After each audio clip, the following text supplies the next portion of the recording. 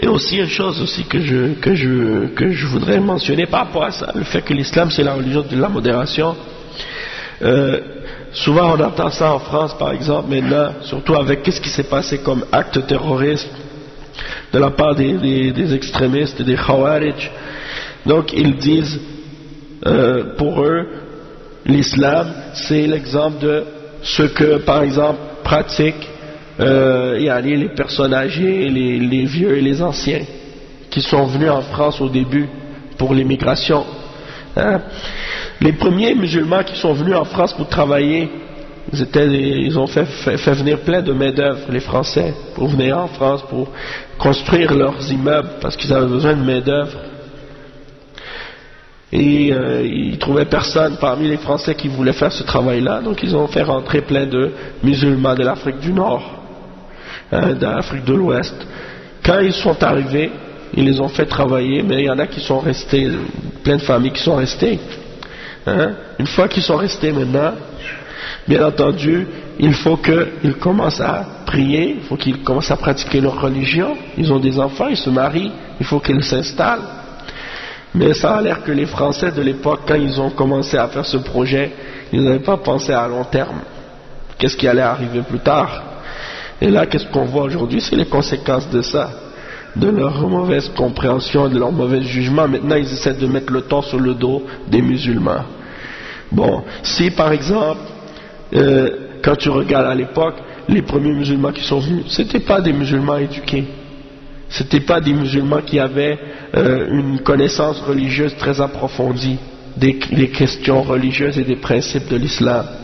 Donc ils pratiquaient la religion de l'islam selon ce qu'ils avaient appris de leurs parents ou de leur pays, et ils continuaient à pratiquer ça. Mais si aujourd'hui des jeunes, alhamdoulilah, parce que les Français eux se sont dit on va les assimiler, on va les assimiler, ils vont devenir comme nous, ils vont plus vouloir pratiquer leur religion, on va les libérer de leur religion, ils vont laisser tomber ça, les femmes vont plus vouloir porter le voile, les jeunes, les nouvelles générations, on va les faire devenir comme des vrais Français, mécréants, athées, comme nous. Mais c'est pas ça ce qui s'est passé. Au contraire, les jeunes ont voulu s'accrocher encore plus à leur islam, commencer à apprendre leur religion, commencer à vouloir apprendre l'arabe, commencer à vouloir pratiquer l'islam.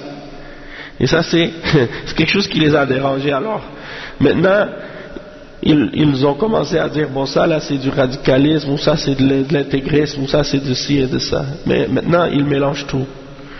Ils font plus la distinction entre le simple musulman qui veut apprendre sa religion et la pratiquer, suivre la sunna et appeler à ça, puis les extrémistes qui veulent faire des actes de terrorisme et détruire tout et tuer tout le monde, et ils mélangent les deux.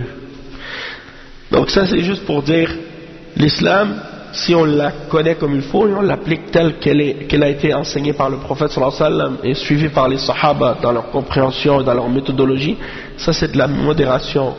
C'est pas de l'extrémisme, c'est pas du fanatisme, c'est pas du radicalisme, c'est pas de l'intégrisme, c'est pas de l'islamisme, c'est pas de je sais pas quoi, comment eux ils veulent l'appeler. C'est l'islam, c'est tout.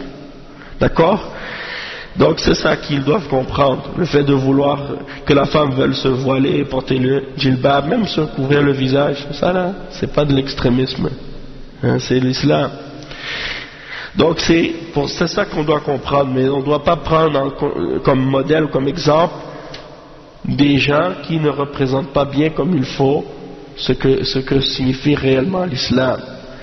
Puis prendre eux comme exemple pour dire, si les musulmans ne pratiquent pas leur islam, comme leurs grands-pères ou comme leurs ancêtres qui étaient ignorants ou bien qui avaient des manquements ou des limites dans leur connaissance, c'est-à-dire eux c'est des extrémistes.